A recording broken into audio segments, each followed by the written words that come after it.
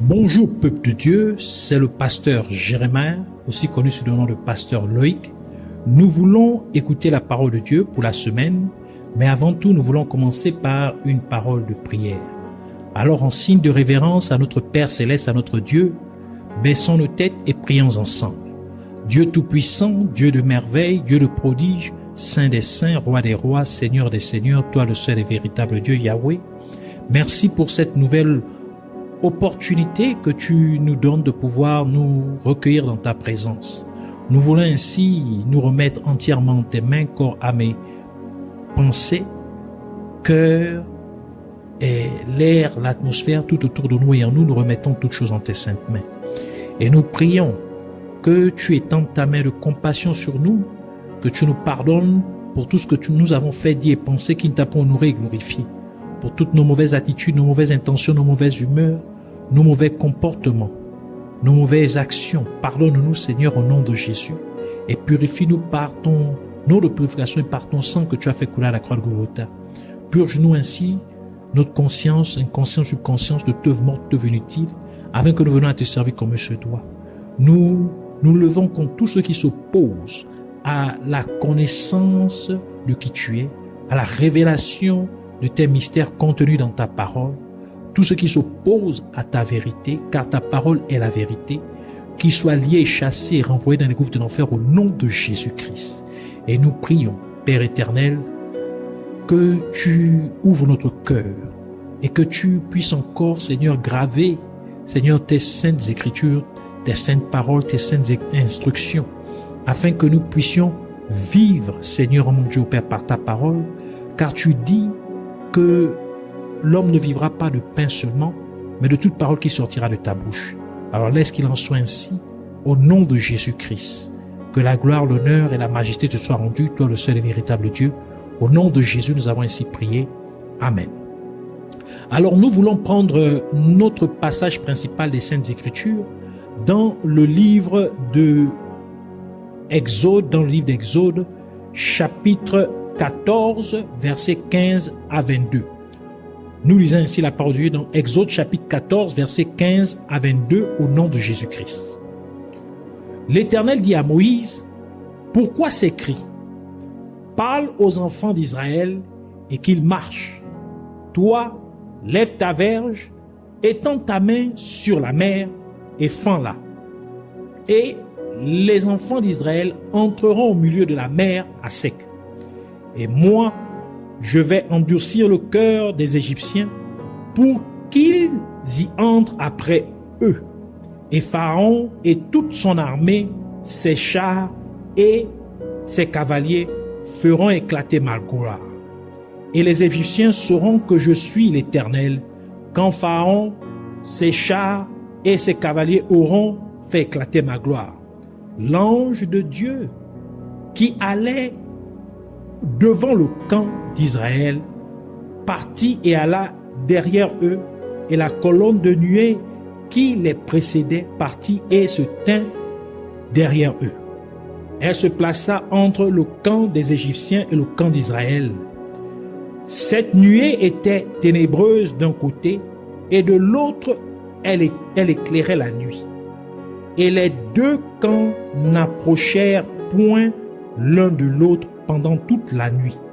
Moïse étendit sa main sur la mer, et l'Éternel refoula la mer par un vent d'Orient qui souffla avec impétuosité toute la nuit. Il mit la mer à sec, et les eaux se fendirent. Les enfants d'Israël entrèrent au milieu de la mer à sec, et les eaux formaient comme une muraille à leur droite et à leur gauche. Que le Seigneur bénisse sa parole, qu'elle vienne pleine de grâce, de révélation et de profondeur au nom de Jésus-Christ. Amen.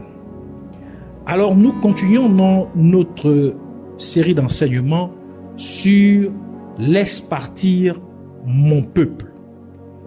Et pour cette semaine, le Seigneur voudrait nous parler en sous-thème de « Divise la mer rouge ». Divise la mer rouge. Dans notre passage principal des Saintes Écritures, nous voyons que Dieu dit à Moïse, pourquoi ces cris? Car en effet, lorsque le peuple d'Israël vit Pharaon et son armée venir contre eux, ils furent effrayés et crièrent vers Dieu. Cette réaction de Dieu peut paraître étrange, car il devrait être normal que quelqu'un crie à Dieu pour obtenir de l'aide lorsqu'il est en difficulté. Mais dans ce cas précis, Dieu a réprimandé Moïse pour avoir agi ainsi. Et si nous essayons de nous rappeler la première rencontre de Moïse avec Dieu, lorsque Dieu l'appela au ministère, Dieu posa à Moïse la question suivante, alors que Moïse expliquait que le peuple d'Israël ne croirait pas que c'était Dieu qui l'avait envoyé vers eux. Dans Exode chapitre 4, versets 1 à 5, qui dit, Moïse répondit et dit, voici, ils ne me croiront point et ils n'écouteront point ma voix. Mais ils diront, l'Éternel ne t'est point apparu.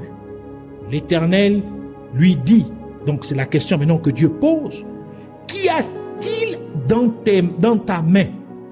Il répondit, une verge. L'Éternel dit, jette-la par terre. Il la jeta par terre et elle devint un serpent. Moïse fuyait devant lui. L'Éternel dit à Moïse, étends ta main et saisis-le par la queue. Il étendit la main et le saisit, et le serpent redevint une verge dans sa main. C'est là, dit l'Éternel, ce que tu feras afin qu'ils croient que l'Éternel, le Dieu de leur père, t'est apparu, le Dieu d'Abraham, le Dieu d'Isaac et le Dieu de Jacob.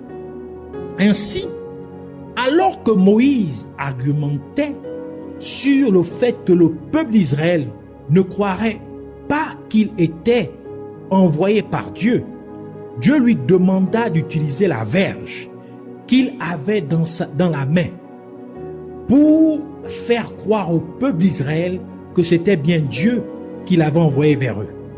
Et maintenant, nous pouvons comprendre pourquoi Dieu réprimanda Moïse alors que le peuple d'Israël criait à Dieu, parce qu'ils avaient peur de Pharaon, ils avaient peur que Pharaon s'approche avec son armée. Par conséquent, en réprimandant Moïse, Dieu voulait en fait dire à Moïse, tu n'as pas besoin de me déranger parce que tu as ta verge dans la main. La même verge que tu utilisas pour convaincre le peuple d'Israël de croire que c'est moi qui t'ai envoyé vers eux. La même verge que tu as utilisée pour forcer la main de Pharaon pour vous laisser partir. Ainsi, utilise ta verge pour diviser la mer. Et nous savons que la verge est une représentation du ministère. Et la mer Rouge était un obstacle pour le peuple d'Israël. Cela signifie que la mer Rouge est une représentation des obstacles auxquels nous pouvons être confrontés dans la vie. Ainsi, en demandant à Moïse d'utiliser la verge qui était dans sa main, Dieu nous révèle que lorsque nous sommes confrontés à des obstacles dans la vie, nous ne devons pas crier à Dieu par peur des obstacles, mais nous devons simplement utiliser le ministère que Dieu nous a confié. En d'autres termes, Dieu vous dit que la solution à l'obstacle auquel vous êtes confronté dans la vie est dans votre main. La solution au problème qui essaie de vous empêcher d'avancer dans la vie est dans votre main. Par conséquent, arrêtez de crier à Dieu par peur de votre problème. Vous devriez plutôt utiliser ce que Dieu a mis dans votre main pour éliminer l'obstacle dans votre vie. Utilisez le ministère que Dieu vous a donné pour ôter ce qui essaie de vous empêcher d'avancer dans la vie. Vous devez donc comprendre que le ministère que Dieu vous a donné est essentiel pour que vous puissiez faire avancer votre vie. Votre ministère est la clé pour ôter les obstacles dans votre vie. Vous devez donc vous assurer de toujours garder votre ministère actif. En d'autres termes, vous devez vous assurer que vous êtes toujours occupé à accomplir la mission que Dieu vous a donnée. Car les obstacles de votre vie s'inclineront devant le ministère que Dieu vous a confié parce qu'ils savent que c'est Dieu qui vous a envoyé pour accomplir cette mission. Et la parole de Dieu dit dans Philippiens chapitre 2 verset 10, « Afin qu'au nom de Jésus, tout genou fléchisse, dans les cieux, sur la terre et sous la mer. Ainsi, parce que tout genou fléchit au nom de Jésus-Christ, et parce que vous portez le nom de Jésus-Christ sur vous, car vous êtes appelés chrétiens. Ainsi, les obstacles dans votre vie fléchiront alors que vous êtes occupés à accomplir le ministère que Dieu vous a confié. Ainsi, en tant que chrétien, alors que vous accomplissez le ministère que Dieu vous a donné, que vos obstacles se divisent en deux pour vous ouvrir la voie au nom de Jésus-Christ. Dieu a également demandé à Moïse, donc Dieu a demandé à Moïse de diviser la mer. Et nous savons que le nom Moïse signifie tirer des eaux, ce qui implique le fait que Moïse a été tiré des peuples, car les eaux symbolisent les peuples, les multitudes, les nations et les langues, comme mentionné dans le livre d'Apocalypse, Apocalypse chapitre 17, verset 15, qui dit « Et il me dit, les eaux que tu as vues, sur lesquelles la prostituée est assise, ce sont des peuples, des foules, des nations et des langues. » Ainsi, Moïse, qui fut tiré des eaux, divisa les eaux qui étaient un obstacle pour le peuple d'Israël. En d'autres termes, lorsque les eaux de la mer remarquèrent que Moïse ne faisait plus partie d'elles, elles durent laisser passer Moïse. Ainsi, elles se divisèrent en deux pour créer un chemin pour que Moïse puisse passer. Cela implique que pour pouvoir ôter les obstacles dans votre vie, vous devez être séparés des gens du monde. Vous devez cesser de marcher selon les voies pécheresses de ce monde si vous voulez pouvoir ôter les obstacles de votre vie.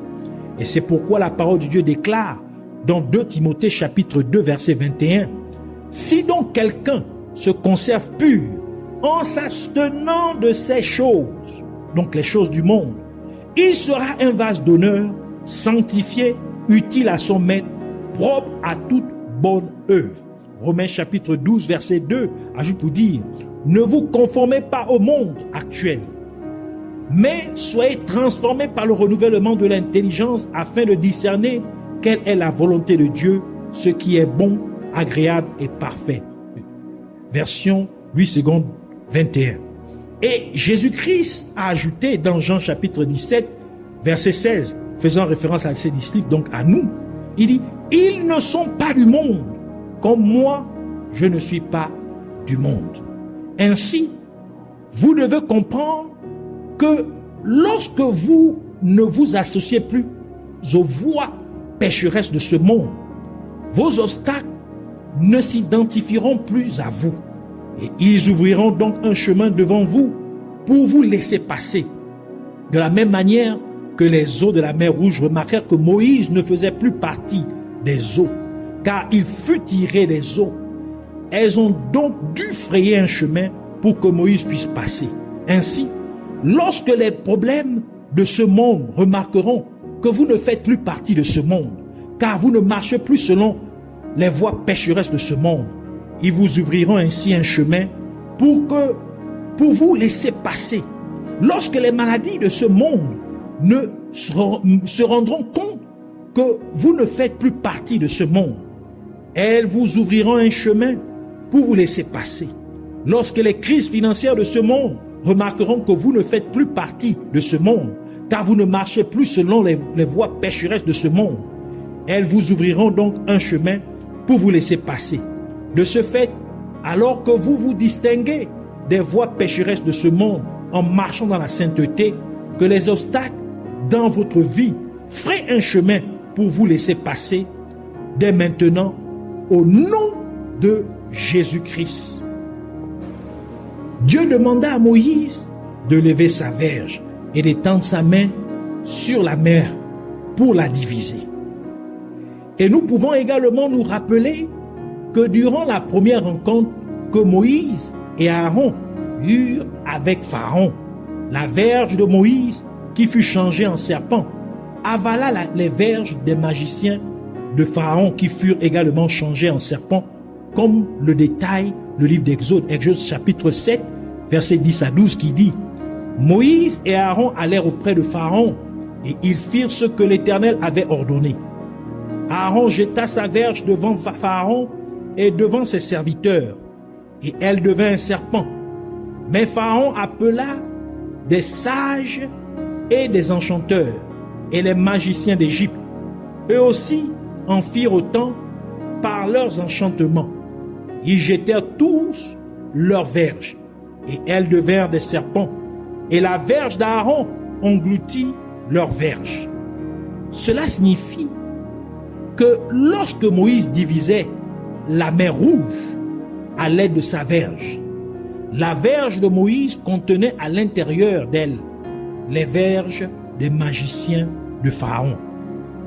Et ces magiciens étaient appelés Janès et Jambres, comme l'apôtre Paul nous l'a dit dans 2 Timothée chapitre 3 verset 8, qui dit: de même que Janès et Jambres s'opposèrent à Moïse, de même ces hommes s'opposèrent à la vérité, étant corrompus d'entendement, reprouvés en ce qui concerne la foi.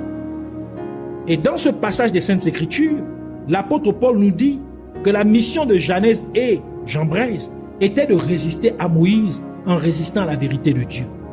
Et maintenant Moïse divisait la mer avec sa verge, qui avait englouti les verges de Janès et Jambres.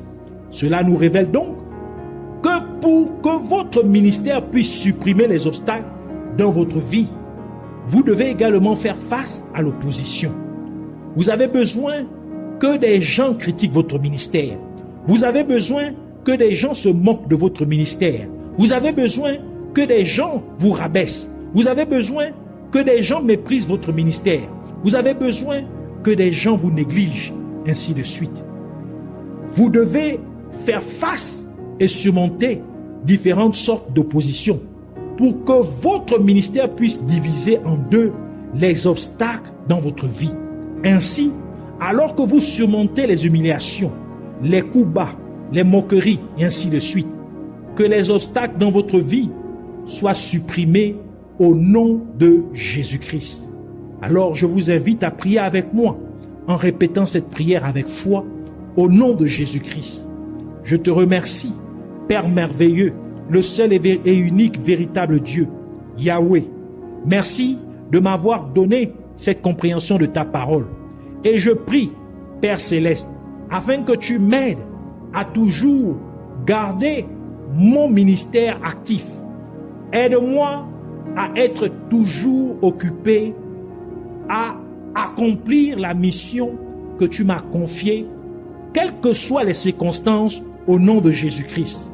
Et tandis que j'accomplis le ministère que tu m'as confié, que tu m'as donné, je prie, Abba Père, que tu fasses en sorte que les obstacles dans ma vie se séparent en deux pour me permettre de passer librement au nom de Jésus-Christ.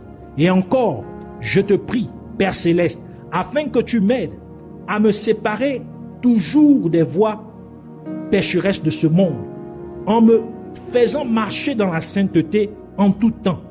Car tu as dit, Seigneur Jésus-Christ, que je ne suis pas de ce monde, comme toi, tu n'es pas du monde. Ainsi, alors que je me distingue des voies pécheresses de ce monde, en marchant dans la sainteté, que les obstacles dans ma vie feraient un chemin devant moi pour que je puisse passer librement maintenant même au nom de Jésus-Christ. Et je prie aussi, Abba Père, pour que tu m'aides aussi à surmonter toute opposition qui pourrait se présenter contre moi. Que tu me permettes de vaincre toute forme d'humiliation, de coups bas, de moquerie, et ainsi de suite, au nom de Jésus-Christ. Et que lorsque je surmonte toute forme d'opposition dans ma vie, que tous les obstacles dans ma vie soient complètement ôtés au nom de Jésus-Christ. Je te remercie, glorieux Sauveur, Dieu Tout-Puissant, Yahweh, merci car cela est fait. Au nom de Jésus-Christ, que ton nom soit exalté et magnifié pour toujours et à jamais. Au nom de Jésus-Christ. Amen.